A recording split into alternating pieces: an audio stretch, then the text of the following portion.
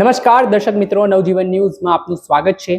જે રીતે આમ આદમી પાર્ટીના એક બાદ એક નેતાઓ પર ફરિયાદનો દોર જોવા મળી રહ્યો છે, તેમને જેલ જવાનો વારો આવ્યો છે અને જે સ્થિતિનું નિર્માણ થયું છે, ત્યારે આમાં ગુજરાતમાં જે અવારનવાર આમ આદમી પાર્ટીના નેતાઓ છે તે ભારતીય જનતા પાર્ટી પર સવાલો કરી રહ્યા છે, પોલીસ અધિકારીઓની કામગીરી સામે સવાલ ઉઠાવી રહ્યા છે। ત્યારે આપણી સાથે વિસાવદરના આમ આદમી પાર્ટીના ધારાસભ્ય ગોપાલ ઇટાલિયા છે, તેમની સાથે વાત કરવી છે, કેમ કે જે રીતે છેલ્લા 6 મહિનાથી પ્રકરણો સિલસિલો યથાવત જોવા મળ્યો છે, તેમના પાર્ટીના નેતાઓ પર જાણે કે આફત આવી હોય તેવી સ્થિતિ જોવા મળી છે। તો તેમનાથી જ જાણીએ, ગોપાલભાઈ, જે રીતે ફરિયાદીનો સિલસિલો હવે જેમ કે કોઈ આમ આદમી પાર્ટીમાં નેતા દિગ્ગજ જોડાય તો તેને જાણે કે ફરિયાદનો જ સામનો કરવો પડે, કાં તો જેલ જોવી પડશે તમારી પાર્ટીમાં આવવું હોય તેવું સ્પષ્ટ ઘાટ સર્જાઈ રહ્યું છે। ચૈતર વસાવા હોય, રાજુ કરપડા હોય, પ્રવીણ રામ હોય, પછી તમારા વિસાવદરના નેતા હરેશ સાવલિયા હોય, એ તમામ લોકો, પછી સુરતના અમુક નેતા હોય, એમને જેલના દર્શન થયા છે। તો પહેલા તો આ રાજનીતિને ગુજરાતમાં કઈ રીતે જોઈ રહ્યા છો, ને હવે આમ આદમી પાર્ટીમાં જોડાવવું હોય તો જેલ યાત્રા કરવી પડશે? મુઘલોની સરકાર હતી ને ત્યારે જિલ્લે ઇલાહી બાદશાહ સલામત હતા, એ આ ધંધા કરતા। જે લોકો મુઘલ સલ્તનતની સામે બોલે એને મુઘલ સરકારના માણસો આવીને પકડીને જેલમાં પૂરી દેતા, અને એવું વિચારતા હતા કે આવું કરવાથી અમારી સલ્તનત કાયમ ટકી જશે, લોકો ડરી જશે અને મુઘલોનું રાજ છે ને એ ભારત દેશમાં અમર થઈ જશે, આવું એ માનતા હતા બધા। બાદશાહ સલામત દિલ્હીમાં બેસતા એ બધા, જે કે એના બધા અલગ અલગ આવ્યા, એના બધા સમ્રાટો। એના પછી અંગ્રેજો આવ્યા, અંગ્રેજોએ આ ધંધો ચાલુ કર્યો, પકડીને ગાંધીજીને, સરદાર પટેલને, અલગ અલગ આપણા દેશના ભગતસિંહને, લાલા લજપત રાય, અલગ અલગ આપણા દેશના જે મહાપુરુષો છે એને જેલમાં પૂર્યા। અને એ એવું માનતા હતા કે આવી રીતે જેલમાં પૂરી દેવાથી દેશ ડરી જશે, લોકો ડરી જશે અને અમારી અંગ્રેજોની સરકાર ભારત ઉપર પરમેનન્ટ થઈ જશે, એમ આજીવન, કોઈ દિવસ। પછી અંગ્રેજો ગયા, પછી કેટલોક સમય કોંગ્રેસની સરકાર આવી, એને એવું લાગ્યું કે આવી રીતે જેલ બેલમાં પૂરો ને આમ તેમ કરો બધાને, એટલે શું છે કે દેશ ડરી જશે ને અમારી સરકાર આજીવન થઈ જશે। એને એ ધંધો કરી લીધો, એની સરકાર વહી ગઈ। પછી અંગ્રેજોના વારસદારો આવ્યા, ભારતીય કોન્ટ્રાક્ટર પાર્ટીની સરકાર આવી, એને હવે એવું લાગે છે કે આવી રીતે કેસ કબાડા કરીને જેલમાં પૂરવાથી, ખોટી ફરિયાદો કરવાથી, પોલીસનો દુરુપયોગ કરવાથી એની સરકાર આજીવન થઈ જશે। ભાઈ, આ દેશમાં મુઘલો આજીવન નથી રહી શક્યા, અંગ્રેજો નથી રહી શક્યા, 60-70 વર્ષ સરકાર ચલાવી કોંગ્રેસ નથી રહી, તો આ તો બે પૈસાના માણસો છે। તો સત્તાનો એટલો બધો અહંકાર ન હોવો જોઈએ કે તમે એમ કે ભાઈ ગમે એની ઉપર ખોટા કેસો કરીને જેલમાં પૂરી દો એટલે શું ડરી જશે? બધા ડરે એવા હોય? અમે નથી ડરતા, જાઓ લો, શું કરી લેશો? અમે નથી ડરતા। તમારી ખોટી એફઆઈઆર થી, ખોટી કલમથી, ખોટી કેસ કબાડા કાર્યવાહીથી નથી ડરતા। શું કરશો? તમે અમારું શરીર જેલમાં પૂરી શકો છો, અમારા વિચારો નહીં। અમારા વિચાર તો ગુજરાતને ભાજપના ચુંગાલમાંથી આઝાદ કરાવવાનો વિચાર અમારો છે। એને કોઈ પકડીને જેલમાં પૂરી બતાવે। આમ આદમી પાર્ટી એટલે શું? ગુજરાતના કરોડો ગરીબો જે છે કે જેને આ 30 વર્ષ પછી પણ પાયાની સુવિધા નથી મળી, કોઈને સારો રોડ નથી મળ્યો, કોઈને ગટર નથી મળી, કોઈને શિક્ષણ નથી મળ્યું, કોઈને હોસ્પિટલ નથી મળી, કોઈને સુરક્ષા નથી મળી, કોઈને પોતાનું ઘરનું ઘર નથી મળ્યું દેશ આઝાદ થયો પછી આજ દી સુધી। તો જે સામાન્ય ગરીબ આમ જનતાને પોતાનો હક અધિકાર નથી મળ્યો, એ સામાન્ય જનતા માટે લડાઈ લડનારીને, સામાન્ય જનતાને સત્તાની ગુલામીમાંથી આઝાદ કરાવવાનો વિચાર લઈને હાલનારા અમે છીએ। અમારા વિચારને કઈ જેલમાં પૂરશે ભાજપ? આજ અમારા નેતાઓ ઉપર ખોટી એફઆઈઆર, ખોટા કેસો, ફટાફટ 2 દિવસમાં 2 એફઆઈઆર થઈ જાય છે। પણ એ બધો સંઘર્ષનો સમય છે, એની સામે લડશું, જનતાના આશીર્વાદથી જીતશું અને સારા કામ કરીને બતાવશું કે જો સારા કામ કેવી રીતે થઈ શકે સત્તા હોય તો। ગોપાલભાઈ, જ્યારે તમારા ભાષણો જોઈએ છે તો તમે હોય, ઈશુદાનભાઈ હોય, તમે નિવેદનો આપો છો કે અમારી સરકાર બનશે તો જે લોકોએ દમન ગુજાર્યું છે, અત્યાચાર કર્યું છે, તેમને તેમની જગ્યાઓ બતાડવામાં આવશે, એટલે જેલ મોકલવામાં આવશે। તો પછી જો આપ પણ આવી રીતે જેલ સામેવાળા પક્ષને, જે રૂલિંગ પાર્ટી છે એ વિપક્ષમાં આવી તો એમને મોકલશું, તો પછી આમ આદમી પાર્ટી અને ભાજપમાં ફરક શું રહી જશે? એટલે શું આમાં એસ્ટાબ્લિશમેન્ટ થશે કે ભાઈ આમાં ભાજપે કર્યું પછી આપે કર્યું? ફરક છે ને, તમારા સવાલમાં તમે બોલ્યા ને, ભાજપ અત્યારે નિર્દોષોને જેલમાં મોકલે છે, અમે દોષિતોને જેલમાં મોકલશું, તો ફરક ન થયો? ભાજપ અત્યારે કોને જેલમાં પૂરે છે? બુટલેગરોને, ગુંડાઓને, માફિયાઓને, તોડબાજોને. એ બધાને તેણે પાર્ટીમાં લઈ લઈને હોદ્દા આપીને ટિકિટો આપીને નેતાઓ બનાવ્યા છે. જેલમાં કોણ જાય છે? સામાન્ય ગરીબ માણસ. ભાજપ કોને જેલમાં પૂરે છે? ખેડૂતોના ખેતરમાં વીજળી કંપનીઓ થાંભલા નાખવા આવે અને ખેડૂત વિરોધ કરે તો એ ખેડૂતને ભાજપ જેલમાં પૂરે છે. અમે ઈ દાદાગીરી જે ખેડૂત ઉપર કરે છે એની ગુંડાઓને જેલમાં પૂરશું. ઈ જે હોય, કંપની હોય કે સરકારી જે હોય, જેણે ખેડૂત ઉપર દાદાગીરી, અમે એને જેલમાં પૂરશું. ભાજપ કોને જેલમાં પૂરે છે? કે તમે દારૂની ફરિયાદ ક્યાંય પણ કરો બુટલેગરની વિરુદ્ધમાં, તો બુટલેગરને નહીં, ફરિયાદ કરનારને અત્યારે ભાજપ જેલમાં પુરાઈ દે છે કે શું કામ તમે દારૂ ઉપર ફરિયાદ કરી. અમે એની ઉપર ફરિયાદ કરશું કે જે આ લોકો આવું ખોટું કામ કરે છે.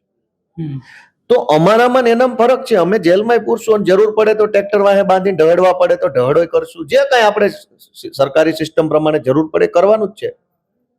અને એમાં કોઈ શેર શરમ રાખવાનું નથી. ભાઈ, જેણે પાપ કર્યું છે, જેણે જનતાને લૂંટી લીધી છે, લોહી ચૂસ્યું છે, એને સજા નહીં કરવામાં આવે. તમે શું માનો છો? સજા નહીં કરી એમ? ભાજપની સરકાર નિર્દોષ માણસોને સજા આપે છે. અમે દોષિતને તો આપીએ ને. અને એ સમય આવશે, જનતા લાવશે ગુજરાતની. આ દેશમાં મુઘલો, અંગ્રેજો કે કોંગ્રેસ કાયમ નથી રહી, બદલાશે. અને બદલાશે ને ત્યારે ખબર નહીં પડે, ચપટીમાં બધું બદલાઈ જશે. ગોપાલભાઈ, આપણે જોઈએ છે કે લોકોમાં સામાન્ય રીતે જેટલા મુવમેન્ટ્સ થાય છે, વિરોધ થાય છે, આંદોલનો થાય છે, સરકાર પ્રત્યે રોષ જોવા મળે છે, પણ છેલ્લે ગુજરાતની રાજનીતિ જાતિ ઉપર આવીને જ અટકી જાય છે કે જ્યાં એના સમાજના કે એના જે જાતિના વ્યક્તિ આગેવાને કીધું કે ભાઈ આપણે મત ત્યાં જ આપવાનું છે. અંતે તો ઓવરઓલ ભારતીય જનતા પાર્ટી તરફી જે આગેવાનો છે તે તરફ મત પડતા હોય છે. તો પછી લોકો કેવી રીતે પરિવર્તનનું વિચારી રહ્યા છે, ને ખાસ તમે કેવી રીતે હવે સત્તામાં આવશો? કેમ કે ભારતીય જનતા પાર્ટી છે, 30 વર્ષથી એક હતું શાસન છે ને ઐતિહાસિક જીત આ વખતે એમણે હાંસલ કરી છે. તો કેટલા પડકારો તમને લાગે છે, ને જાતિગત સમીકરણો કઈ રીતે જોવો છો ગુજરાતમાં? આ તમારો પ્રશ્ન છે ને બહુ વ્યાજબી છે, સમજવા જેવો છે કે જાતિનો મુદ્દો દરેક ચૂંટણીમાં આવી જાય છે.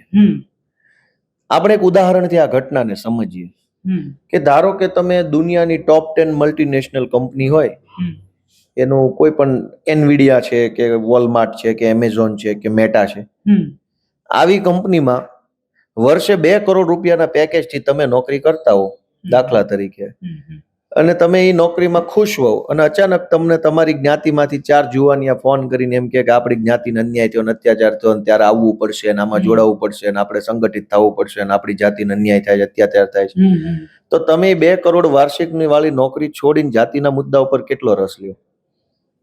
કેટલો લ્યો અંદાજે? ઓછો, બહુ ઓછો. તો થોડો થોડો લ્યો કે બિલકુલ ન લ્યો? થોડો, આમ જાતિનો એંગલ આવે તો થોડો, બહુ થોડો. એટલે બહુ થોડો ને. એનો અર્થ એ છે કે તમારા હાથમાં કામ હોય, ધંધો હોય, રોજગાર હોય, આવક હોય ને, તો જાતિની લપમાં પડવા કોઈ નવરું નથી. હાથ ખાલી છે, દિમાગ પાસે કામ નથી, હાથ પાસે કામ નથી, તો કરવાનું શું? લડાઈ. આ 30 વર્ષની સરકાર બન્યા પછી પણ ગુજરાતની યુવા પેઢીના હાથમાં કામ નથી, નોકરી નથી, વેપાર નથી, તો રોજ જાગીને મારી જાતિ ઊંચી, તારી જાતિ ઊંચી, મારી નાની, તારી નાની, તને બતાવી દો, મને બતાવી દો. એ ધંધો ક્યારે આવે? જ્યારે નોકરો નથી. દરેક જુવાનિયાઓને 2-5 જેની જેવી આવડત, જેની જેવી ડિગ્રી, જેનું જેવું શિક્ષણ, એવી નોકરીઓ કરતા હોત તો કોણ રોજ જાગીને નવરો છે પોતપોતાની જ્ઞાતિને ઝંડા લઈને ઝઘડો કરવા? કોણ નવરું છે? કયો તમે નવરા છો? કોઈ નવરું નથી. પણ કોઈની પાસે કામ નથી, રોજગાર નથી, ગુજરાતમાં કોઈ સિસ્ટમ નથી, વ્યવસ્થા નથી, તો દરેક માણસ શું કરશે? છેલ્લે તો પછી આ એક વધ્યું છે. દુનિયાના બીજા દેશોમાં કેમ આ ઝઘડો નથી? કેમ કે ત્યાં બધા પાસે કામ જ એટલું છે. રોજ જાગીને કોઈએ ફેક્ટરીએ જવાનું, કોઈએ દુકાને, કોઈએ ઓફિસમાં, કોઈએ ક્યાંક જવાનું, કામ કરે, પૈસા કમાય, ખાઈ પીને હુઈ જાય છે.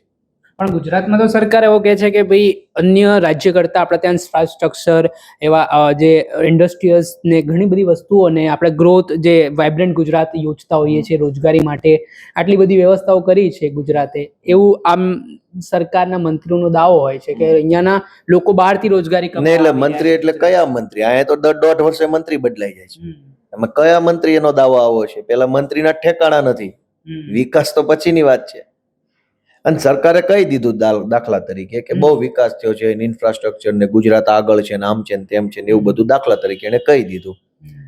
તો તમે મને એવું બતાવો કે ગુજરાતમાં ભારતની ટોપ 10 કઈ કંપની છે, જે વિશ્વની ટોપ 10 કંપનીઓ હોય એમાંથી કેટલી કંપનીઓ ગુજરાતમાં કામ કરે છે?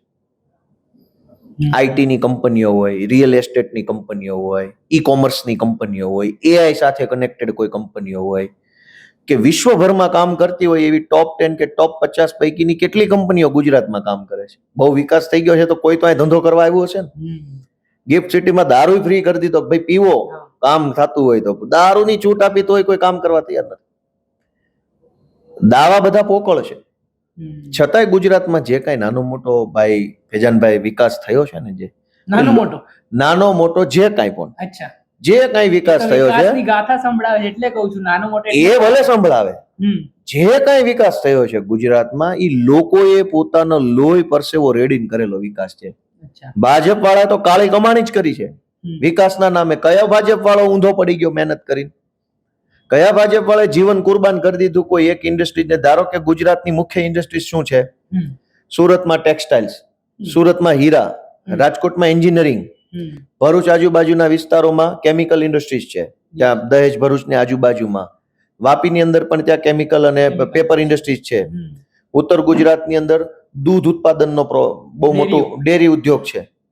આ એક પણ ઇન્ડસ્ટ્રીઝની પાછળ કોઈ ભાજપના નેતાનું નામ જોડાયેલું હોય તો કયો કે આ ભાઈના બલિદાનથી આ ઇન્ડસ્ટ્રીઝ ઊભી થઈ?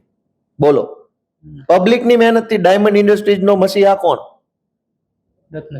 પોતે મહેનત પોતે, લોકો પોતે છે ને. તમે કયો કયા ભાજપનો નેતા? જેમ કે દૂધનું આણંદની અંદર ઊભું થયું, તમે એમ કહી શકો કે ભાઈ એમાં વર્ગીસ કુરિયન ને ત્રિભુવન પટેલનું યોગદાન છે, એમ બોલી શકો. હું કામ?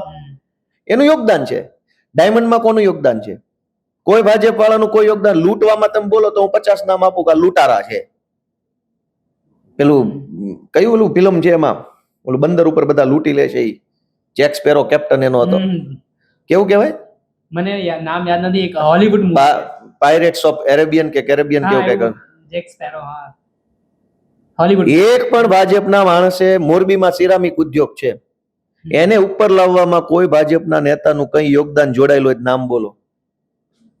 ભાવનગરની અંદર પેસ્ટિસાઇડ અને મરીન ઇન્ડસ્ટ્રી છે. શિપ બ્રેકિંગ નો એશિયાનો સૌથી મોટો બિઝનેસ ભાવનગરમાં શિપ બ્રેકિંગ. કયા ભાજપના નેતા એને ઉપર લાવવામાં શું પ્રયત્ન કર્યા? કઈ ઇતિહાસના ચોપડે હોય વાંચીને બતાવો. જે કઈ ઉદ્યોગ ગુજરાતમાં છે, ભાવનગરનો શિપ બ્રેકિંગ કે મોરબીની ટાઇલ્સ સિરામિક નો ઉદ્યોગ હોય કે કચ્છની અંદર માઇનિંગ નો ઇન્ડસ્ટ્રીઝ હોય, મીઠું પકવવાનો ઉદ્યોગ હોય કે રાજકોટનું એન્જિનિયરિંગ હોય કે જામનગરનો મરીન ઇન્ડસ્ટ્રીઝ હોય કે જે કાંઈ ઉદ્યોગો છે, એ તો લોકોએ પોતાની મહેનતથી, પરસેવાથી, બળથી, બુદ્ધિથી, વેપારીઓ અને લોકોએ ભેગા મળીને ઉભો કર્યો. એક પણ ભાજપના નેતાનું એક પણ ઇન્ડસ્ટ્રીઝને ઉપર લાવવામાં પાવલીનું યોગદાન નથી. બોલો. એ તો ચોર છે. લૂંટી લીધી પબ્લિકને ટેક્સના નામે, જીએસટીના નામે, વેટના નામે, મ્યુનિસિપલ ટેક્સના નામે, લાંચના નામે, ફાઇલો ફાઇલો ફાઇલો ફાઇલોના થપ્પાની વચ્ચેથી વેપારીને લૂંટી લીધો છે આ ભાજપ વાળાએ. અને તોય પાછું એમ કે અમે વિકાસ કર્યો.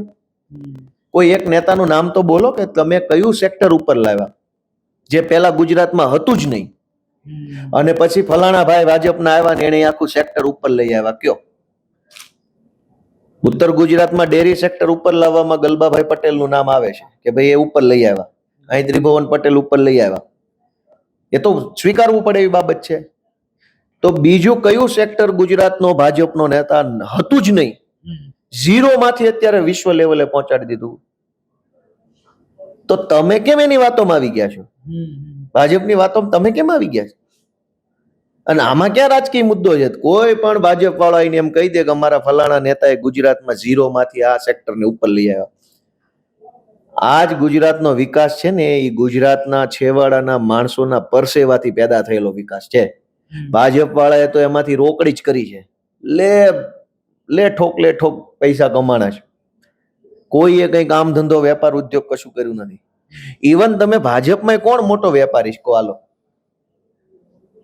કરોડપતિઓ ખૂબ છે, પણ કોઈ મલ્ટીનેશનલ કંપની ખોલી નાખી હોય, ઇન્ટરસ્ટેટ કંપનીની અંદર સક્સેસફુલ આંતરપ્રિન્યોર હોય, બિઝનેસમેન, એવો ભાજપમાં કોઈ નથી. 2 નંબરિયા ખૂબ છે. કન્સ્ટ્રક્શન કંપનીઓ ખોલીને સરકારના ટેન્ડરો બેન્ડરો લઈને માલામાલ થયેલા તો ટોળું બહુ મોટું છે એવા ચોરોનું.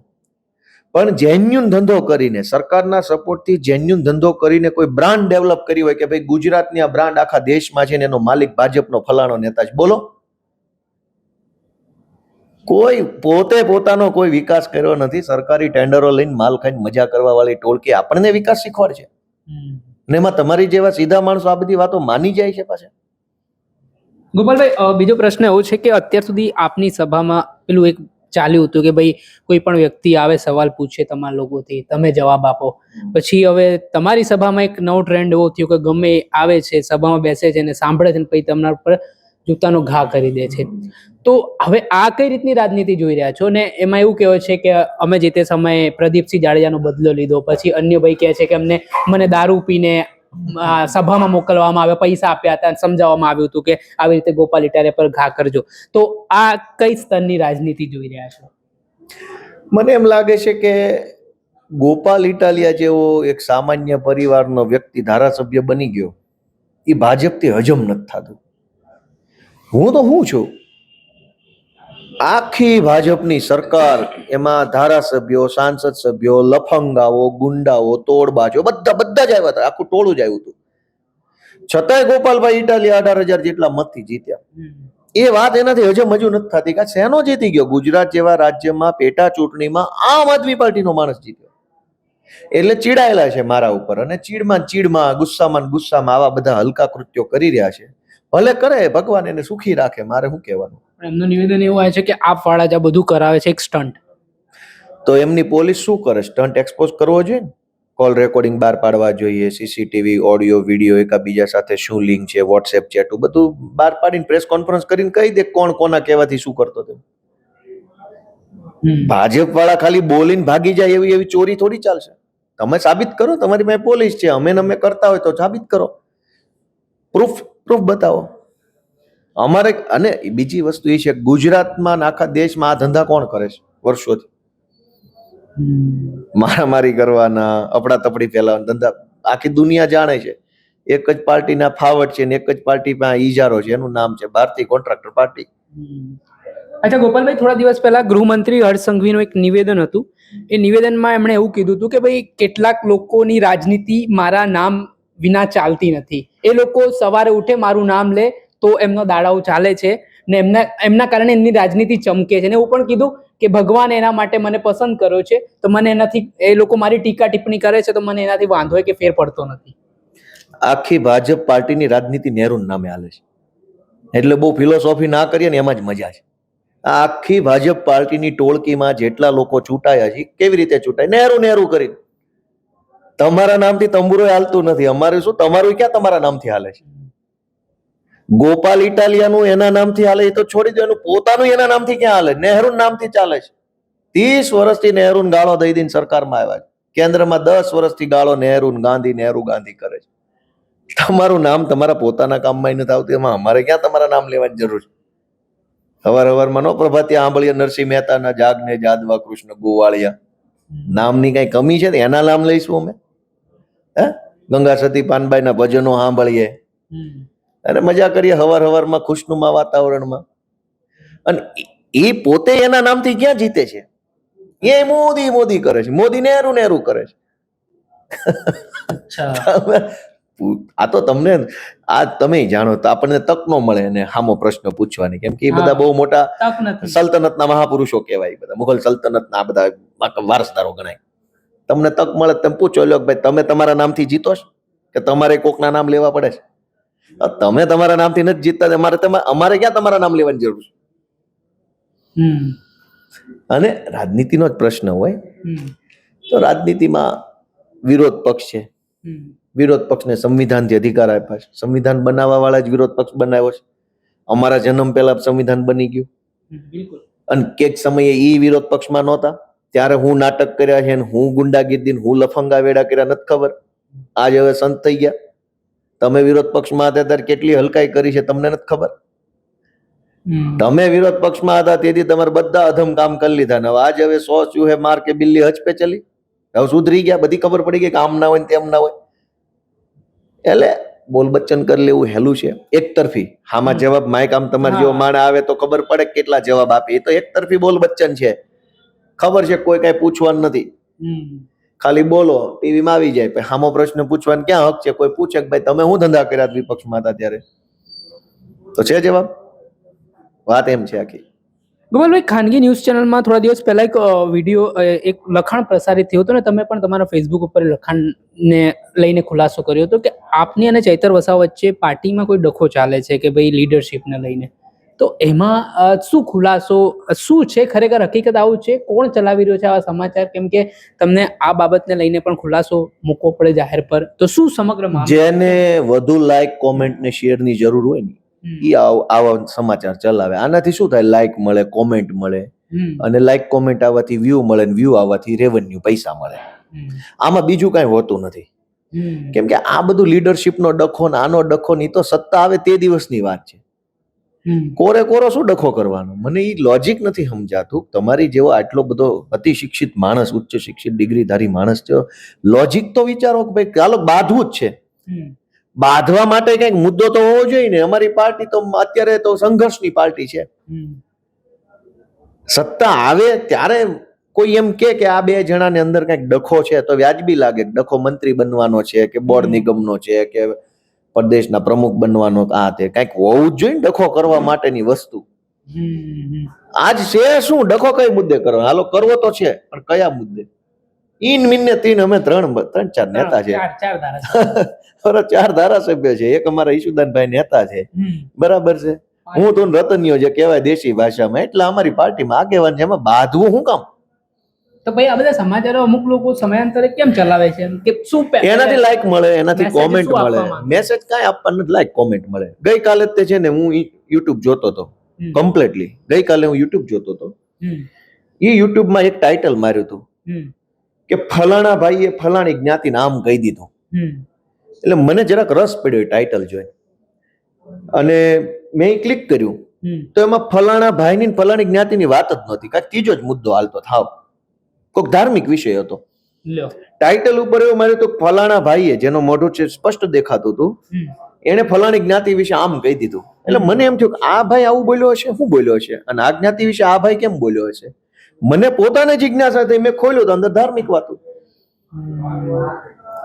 કાલની જ વાત, યુટ્યુબની જ. એટલે આમાં લાઈક કોમેન્ટના ચક્કરમાં હવે કેવી અફવા ફેલાય એનું કઈ નક્કી થોડું છે. ક્યાં તમે દરેક વખતે મને પૂછવા આવશો તો મારે તમને શું કહેવાનું?